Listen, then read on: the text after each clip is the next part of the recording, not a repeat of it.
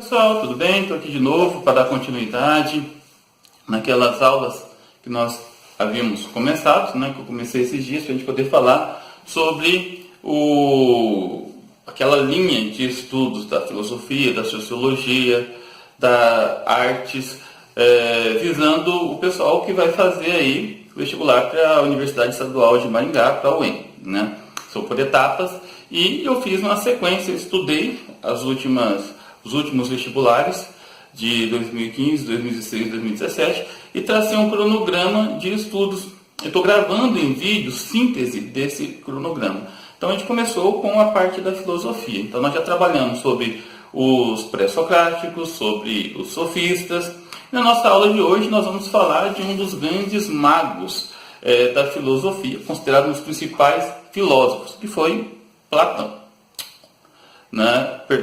Que foi Sócrates.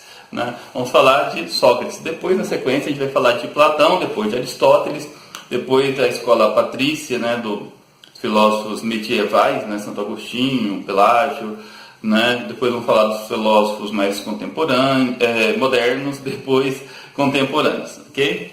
Então, quando eu estiver olhando aqui de ladinho, por causa do slide, talvez o outro slide vai aparecer na tela, dividida a tela para vocês poderem dar uma olhada, Então, a ideia é fazer uma breve síntese, tá bom? Então, vamos lá, ok? Então, os principais filósofos. A gente vai começar hoje, então, falando desse camarada que vocês estão vendo aí, Sócrates. Então, Sócrates não escreveu nada, aliás, ele tinha aversão à escrita. Segundo a ideia de Sócrates, o papel ele aceita tudo, o papel ele não questiona. E a sua base filosófica era baseada no questionamento, nas perguntas, Ele foi o idealizador da escola socrática e o seu principal pupilo, seu principal discípulo foi Platão. Então, as principais ideias conhecidas de Sócrates foi por causa de Platão. Não apenas por ele foi o principal, Não apenas por ele, mas ele foi, ok? Ele foi o que melhor revelou seus pensamentos. E Sócrates ele vivia no meio dos sofistas. Só que ele não se considerava um sofista. Muito pelo contrário, ele vivia em discórdia com os sofistas. Ele achavam que eram falsos filósofos, porque eles ganhavam para isso. Bom, Sócrates era contra. Ele tinha uma forte oposição aos poderosos de sua época. Ele acabou sendo condenado à morte por não crer nos deuses da Grécia Antiga, da forma como era colocado pela questão da mitologia, e também por corromper os jovens, por estimulá-los a pensar. A base do pensamento socrático, como vocês estão vendo no slide, na verdade, o método socrático de investigação partia primeiro do questionamento, da compreensão, da interpretação, ele perguntava bastante, e chegava no ápice do questionamento, que era a ironia. A ironia, então eu gosto de frisar muito, eu gosto de insistir com os meus alunos que quando um professor, dentro do conteúdo, ele começa a utilizar de muita ironia, de muita metáfora, de muito eufemismo, de muita hipérbole, tudo isso dentro do contexto da ironia, a ironia sem sarcasmo, evidentemente, entendeu? É porque ele está nivelando os alunos por cima.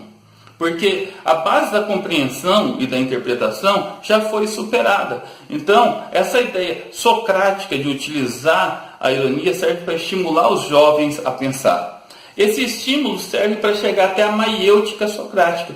A maiêutica é a ideia do dar à luz, é a ideia de parir o conhecimento. Ele fez em homenagem à sua mãe, que era parteira na época. Mais pressupostos relacionados a Sócrates. A máxima socrática do desconhecimento, ou seja, o sei que nada sei, surgia da ideia da própria ignorância, ou seja, eu não sei tudo. O que eu ignoro é um oceano, não é verdade? O que eu sei é muito limitado, é muito pequeno, então eu preciso estar o tempo todo procurando aprender. Essa é a máxima do pensamento de Sócrates. As suas perguntas eram hábeis, eram seguras. Para ele, antes de conhecer a natureza ou de persuadir os outros, na verdade, instigar os outros, era necessário que você conhecesse a si mesmo. Então a ideia do sei que nada sei vinha através do autoconhecimento. Você precisa se conhecer para você conseguir conhecer a verdade transcendente, que é a ideia do pensamento de Sócrates. Sócrates acreditava no mundo espiritual e contrariava o relativismo sofista, aquela ideia de que toda verdade é subjetiva. Isso não existe, segundo Sócrates. Existe uma verdade transcendente e essa verdade ela precisa ser estimulada, as pessoas precisam chegar até ela. Ele afirmava que a vida humana devia ser vivida em obediência, mesmo que isso exigia grande sacrifício. Nesse mundo ninguém pode ser feliz plenamente. Nós temos que ter sacrifício com as coisas. Essa ideia da verdade transcendente vai ser criticada, né, nos tempos, no final do período moderno, né, por Nietzsche, que ele falava que essa ideia da verdade transcendente é um absurdo e ele nivelava Sócrates aos cristãos, né, porque Sócrates acreditava nesse mundo espiritual, mas a busca da felicidade ela tem que ser constante. E sempre quando você consegue alguma coisa, te falta outra. A máxima da filosofia socrática é: para que eu tenha alguma coisa, eu preciso abdicar de outra. E essa abdicação, na verdade, é sempre um processo de renúncia. Então, se eu sou feliz em uma coisa, eu sou triste, eu sou infeliz em outra coisa que eu deixei. Na verdade, eu deixei de conseguir. Pessoal, é isso. Um vídeo bastante curto. É claro que as ideias de Sócrates não é só isso. Tem muito mais. Mas nós conseguimos entender um pouco desse brilhante filósofo que foi do século V a.C. e um pouquinho de suas ideias e toda a sua influência para o nosso mundo contemporâneo. Espero ter ajudado vocês, espero que tenham curtido.